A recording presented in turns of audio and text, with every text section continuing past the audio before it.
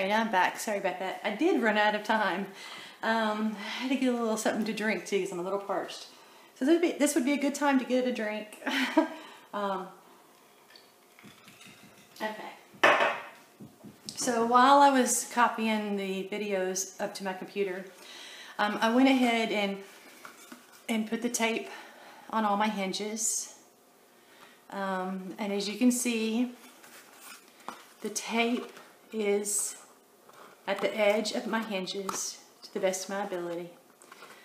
And I did trim any excess that I had on the sides. And maybe at this angle you can kind of see how deep that angle is that I cut there, okay? Alright, so we have our hinge, and you just want to burnish, flip it over to the other side, and burnish more. Now what we're going to do is we're going to flip it over, and this, oops, you know what, I wanted to tell you that I used a roll of tape. It does go quick, so if you use this brand, you're going to need at least 3 rolls, I believe. If you use the, let me see, let me grab my tape real quick. I can find where I have it.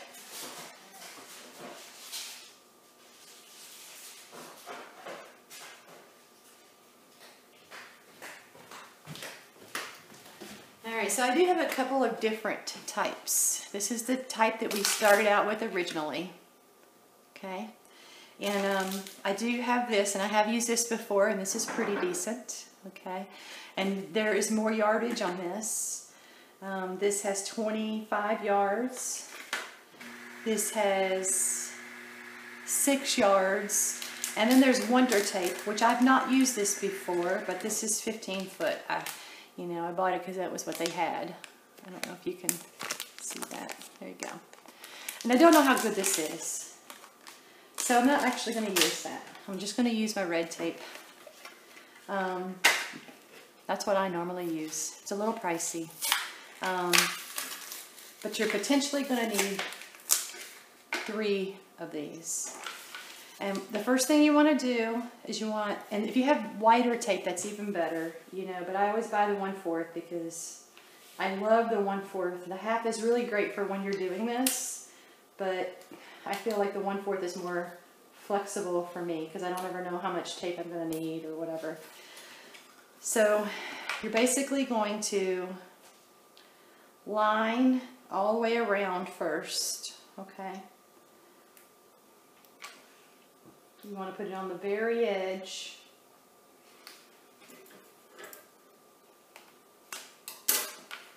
And I just come across here like this. You want it as much on the edge as you can get it, because this is the strength of your binding. This will make or break your binding. I have used tape that was not worthy, and I tell you what, that was a nightmare. What I ended up having to do was fix it with hot glue, and that worked because it was already in place, but yeah, I don't recommend that for anybody. So use the good tape, okay? You're not going to want to get a cheaper tape and use it here. This is one of the most important parts. Okay, so I've just lined that hole. Now I'm going to put as much tape down on here as I can. You're going to use a lot of tape, okay? With the scrappy tape, you can just tear it, but you know, I find that I still have to cut it with the scrappy tape, the paper tape, so it doesn't really work out that well for me. I guess I'm just a cutter there.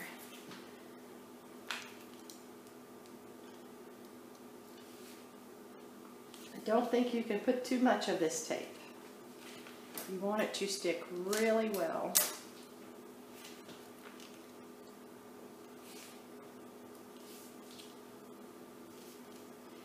And you know how I trimmed my hinges here, it is so much easier if you tape the whole thing and then trim your edges. Because then you don't have to worry about the edge. You know, you don't have to worry about cutting at a diagonal.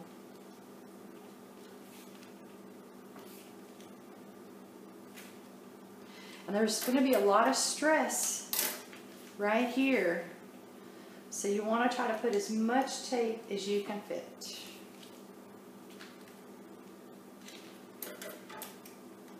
And then these sides here are going to be supported by paper too. There's going to be paper laying on top of those sides with more of the strong tape. So it's going to help hold it in place. And I'll show you that when we get to there.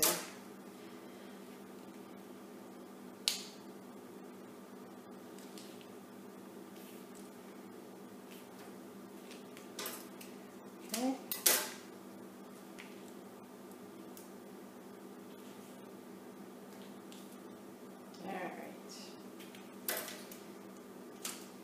Okay, so that's what it looks like, covered completely with tape. Okay, and you know, well, we won't do that. We want to burnish it. Sorry, my thought was that sometimes you want to angle these corners too, but it just depends, right? Because you're going to have a 1/2 inch gusset there, so you'd want to angle it after that 1/2 inch. And I don't think I normally do that, so I think I always think of that and I never do it. But basically you want to burnish all of this on there. Get all the air bubbles out. You want it to adhere really nicely. Okay. Alright, so that part's done. Now you can do two things. You can start on your book, your spine and your front and your back page. Just make sure that looks kosher there. Might want to make sure your hinges are straight. They look pretty good. Okay. All right. So you've dry fit your pages. You have your pages done, however you're going to do them. You do envelopes the same way, same exact way. Sorry, I keep looking up. I think you can see me. Okay. So now, I guess we could start on the spine and the sides. At this point, you can put paper on there, but I'm kind of slow when it comes to making these. Sometimes I will go ahead and put the base paper here, but sometimes I'm still trying to figure out where all my flips are going to go, or my flaps, or whatever, or all my fancy stuff. So I might do the spine and the sides first, or I might do some of my flips. And actually, let's do that. We're going to do some flips because I have an idea for this book. And it's going to be similar to my couture book that I did, where we have flip pages that are going that way. Alright, so how we're going to make those is we have to measure. We know that's 9 inches. Okay, and if we want to do a flip with a seam on it, like how if you have to look at the couture book where I put the pearl trim on the side of it, basically you're going to need a 1/2 inch, a 1/2 inch, and then 9 inches. So, or not 9, sorry, it's going to be 5. So we're going to actually need 6 inches because we're going to have the flip go this way. That makes sense. I hope you can see me. Okay. All right. So 6 by 9. That's what we're going to cut. 6 by 9.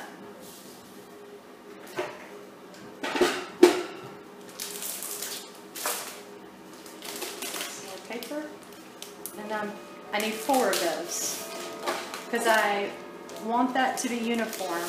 I want to have 4 flips. So I need 4 because I'm doing 4 pages. All right, so 6. Go ahead and do the 9 first.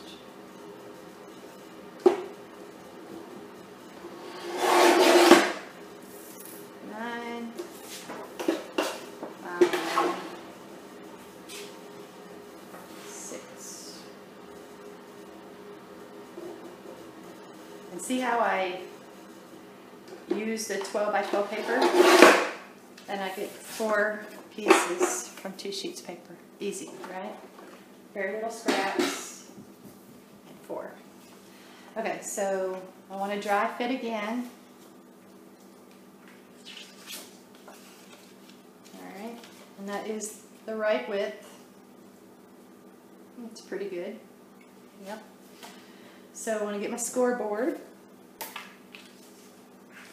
And I want to score 2 1/2 inches. So I'm going to do a 1/2 inch, 1/2 inch. I have to flip it over because I have such a short board. Sorry. You know I did buy another scoreboard. I showed it to y'all in a haul video. But I have refused to open it up as of yet. And I'm not sure.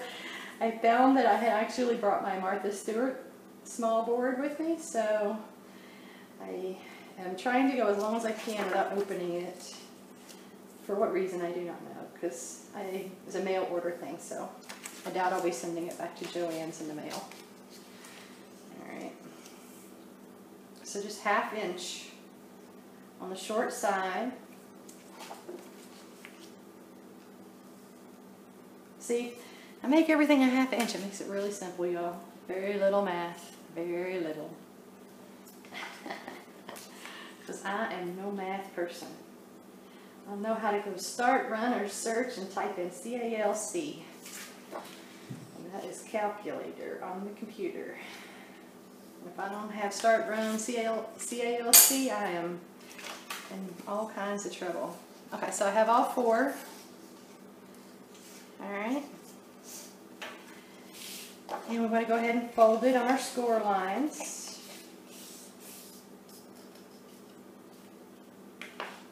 And on the tour album, I might have actually done no, it might have been, it could have been a skinnier gusset there. I'm not sure. But that's okay. We're going to go with this. I think that will be fine. Since our gussets are a 1/2 inch, it shouldn't be that hard. So I'm just going to fold them like that. Okay.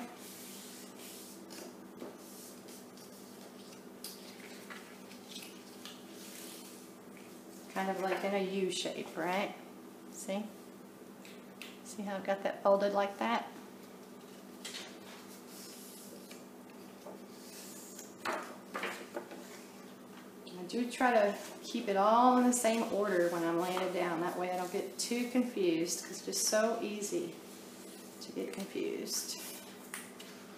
All right. Right there.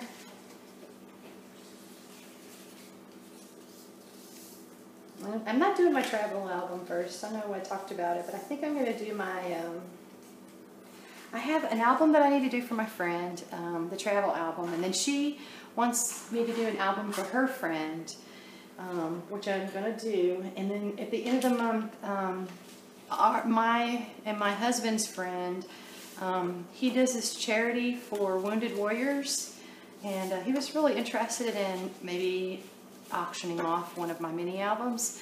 So I'm working on that one first. I want to get that done and get that over to him because it's at the end of the month, and I'm not sure if it's this month or next month, but by God, I hope I have it done by this weekend. So, all right, so I have all my 4 pages, and I am making sure that they are all lined up properly.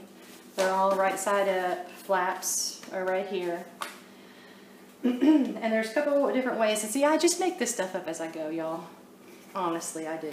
Okay, so what I'm probably going to do is I'm probably going to hinge this inside of here. Yep, that's what I'm going to do. I'm going to hinge it inside here. That way my tag will have room to come out, and that'll be over the pocket. Okay, hopefully that makes sense. Excuse me. So what I'm going to do is I'm going to angle off these ends, okay? And actually, I'm going to put tape on them first, so, okay. I'm going to put this back over here, the right side. And I'm going to go ahead and put tape. Now, this is where we need to look at it again. The tape is going to go on the inside, so we only need it right here. We only need it on this top part.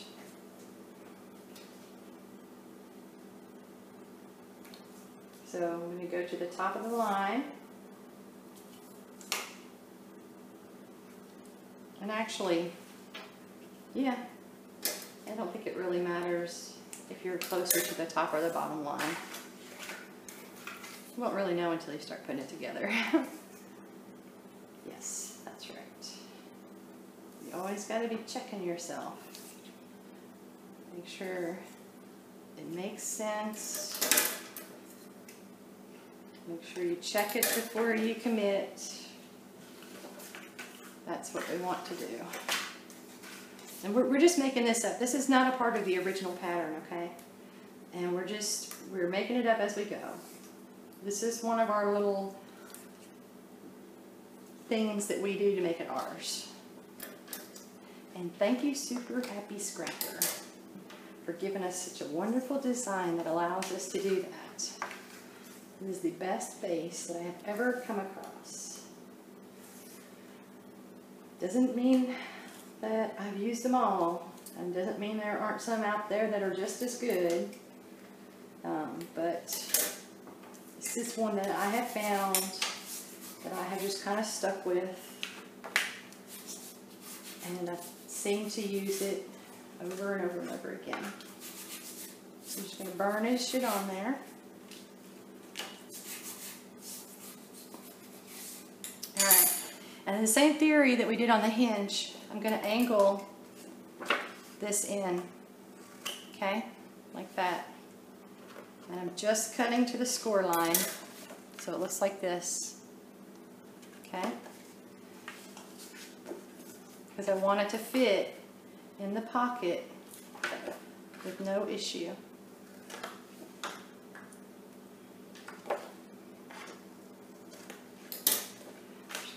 There's no real science to how much I angle it. I do try to angle it quite a bit though, because I have sometimes not taken off enough. Alright. There. So all of them are angled now. And we have all of our pages, and all of the flaps are up. All of our pockets are in the right place. This is the bottom and this is the top. So we want to put this in here like this. Yeah, that will work perfectly. So here again is where I have my own little process. I do not like to commit so much to the tape.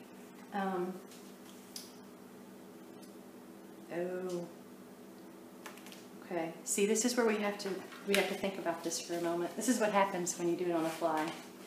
Let me think about this for a moment. This is going to be on the inside. So we either want it to go here or here.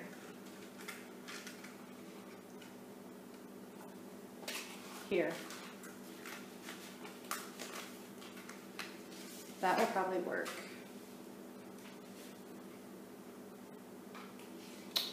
Yep. I think I'm feeling that. Okay, I don't know if y'all saw that. Let me do it with the page that has the pocket on the front. The seam pocket here. You have your pocket slash the part you adhere to your hinge.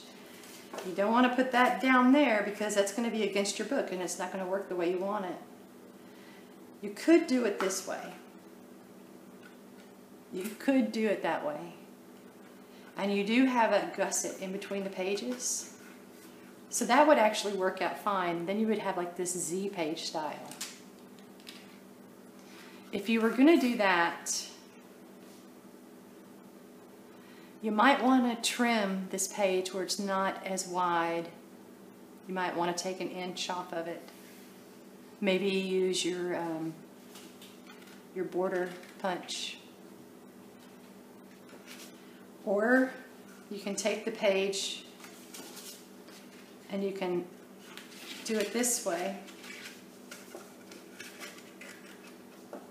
where it goes over your top page. So you open this, you open that, and there's your page. It's going to get more interesting, y'all, because you're going to have something in here.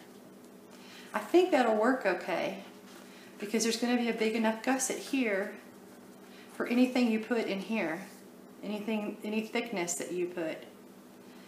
And you wouldn't have to totally, if you wanted to put this inside, then you definitely want to take some more off of this side. You want to use your paper edge punch or whatever. If you go this way, I think you can leave it. You can leave it that length, that width. I think that will work. I think that'll be kind of cool. I've not done this before, so we shall see. You'll never know unless you try. Unfortunately, our tape is on the right side. So we're going to take that flap, and we're going to put that in there. And like I said, I'm not very big on commitment when it comes to this kind of thing. So I'm going to line up. Y'all are going to think I'm crazy, but this is what I do. This is how I put my pages in too. I want to line it up perfectly. Okay? And that is good. Alright. So now we took the tape off and we have to commit. So I'm going to be as gentle as possible. Okay. Alright, so that page is done. I'm going to fold it up. Make sure everything looks good and straight. I know y'all can barely tell what's what, but this is the front page. This is the flap we just added. Front page, and then the hinge. Okay? Alright, so we'll do the next three. And my husband just got home. He just flew in. So I may have to do the rest of this tomorrow. So you guys have a great night, and I will see you on the next video. Bye.